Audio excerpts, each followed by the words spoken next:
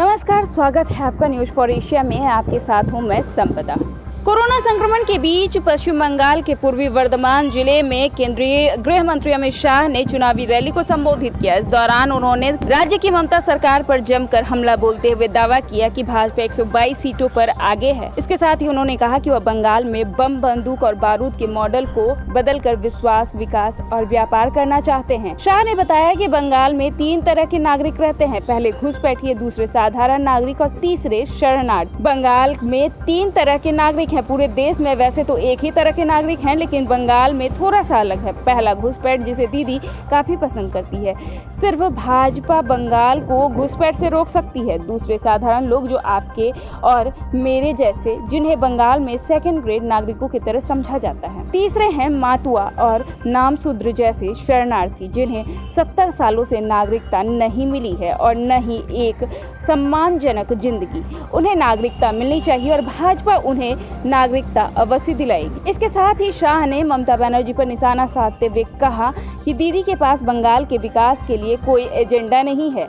दीदी बंगाल में 12 मिनट भाषण करती हैं और 10 मिनट मोदी जी और मुझे गालियां देती है। 2 मिनट सुरक्षा बलों को कोसती है। बंगाल का युवा आज रोजगार के लिए बंगाल से बाहर जा रहा है। हमने तय किया है कि 5 साल के अंदर हर परिवार के एक व्यक्ति को रोजगार देंगे और ये काम भाजपा की सरकार निश्चित तौर पर करेगी। इसके साथ ही शाह ने दावा किया कि 122 सीटों पर हम आगे हैं। हम बंदूक, बारूद और बम के मॉडल को बदलकर विश्वास, विकास और व्यापार करना चाहते हैं। घुसपैठिए बंगाल के लोगों के हक का रोजगार लेते हैं। बंगाल के हक के लोगों का राशन ले जाते हैं। बंगाल के अंदर कानून व्यवस्था को बिगाड़ते हैं। घुसपैठ को रोकने का काम सिर्फ भाजपा कर सकती है और कोई नहीं। कुछ बिहार में हिंसा पर भी शाह ने ममता पर निशाना साधते हुए ऑडियो टेप लीक को लेकर कहा कि पिछले दिनों दीदी का एक ऑडियो सामने आया था, जिसमें वो कहती हैं कि कुछ बिहार में जो 4 लोग दुर्भाग्यपूर्ण घटना में मारे गए हैं, उनके सब के साथ जुलूस निकालना है। दीदी शर्म करो, मृत लोगों के साथ भी आप राजनीति कर रही हो। इसके साथ ही जमकर शाह ने ममता बनर्जी पर हमला बोला। मैं चाहता हूं कि दीदी की विदाई में पूर्व स्थली का भी बड़ा योगदान हो। 200 कमल में 1 कमल आप भी भेज दो। भेजोगे भाई? जरा जोर से बोलो, भेजोगे? मित्रों, ये दीदी को विदाई के करने की जो बात है, ये कोई भारतीय जनता पार्टी की बात नहीं है, बंगाल के जन जन की बात। मैं आपको बताना चाहता हूं, आपसे पूछना चाहता हूं, मुझे बताइए, एक कटमनी वाली सरकार आप चाहते हैं क्या? जोर से चाहते हैं क्या? इस सिंडिकेट वाली सरकार चाहते हैं क्या? चाहते हैं? ये भतीजा कल्याण वाली सरकार चाहते हैं क्या? चाहते हैं? अरे मित्रों, ये तो वीर शहीद बटुकेश्वर दत्त की जन्मभूमि है, जन्मभूमि है।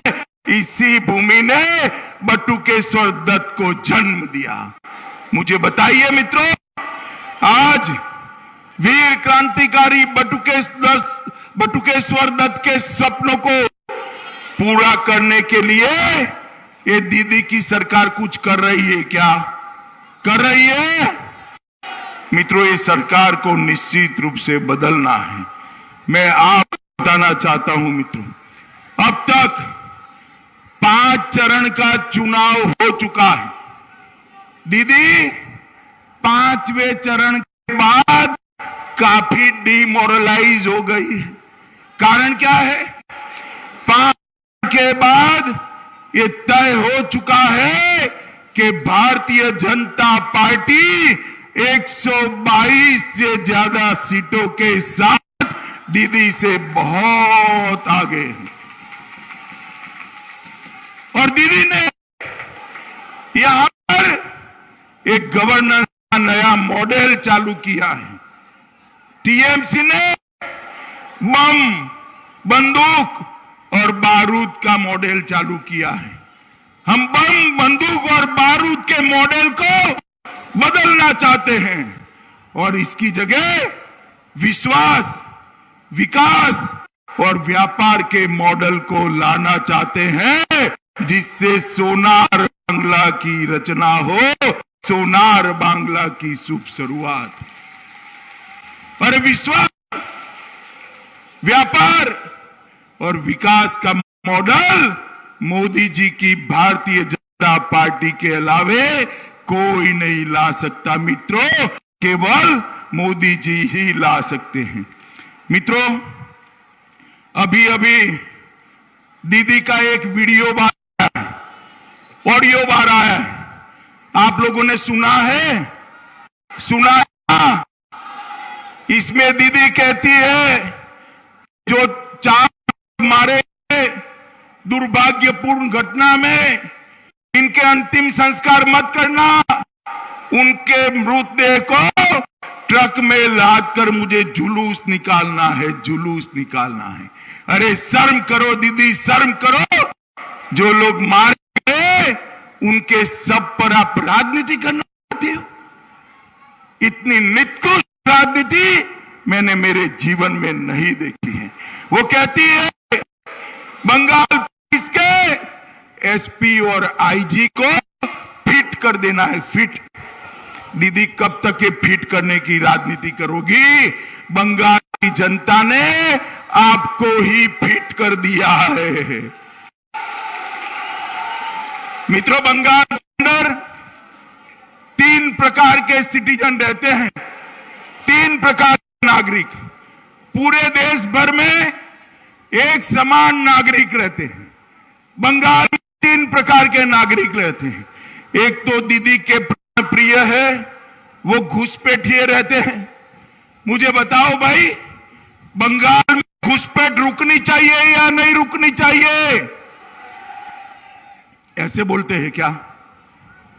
मुझे बताओ वर्धमान वालों, पूर्वस्थली वालों, बंगाल में घुसपैठ रुकनी चाहिए या नहीं रुकनी चाहिए? ये दीदी रोक सकती है क्या? कांग्रेस रोक सकती है क्या? कम्युनिस्ट रोक सकते हैं क्या? अगर बंगाल को घुसपैठ से कोई बचा सकता है तो केवल और केवल भारतीय जनता पार्टी बचा सकती है और कोई नहीं बचा सकता।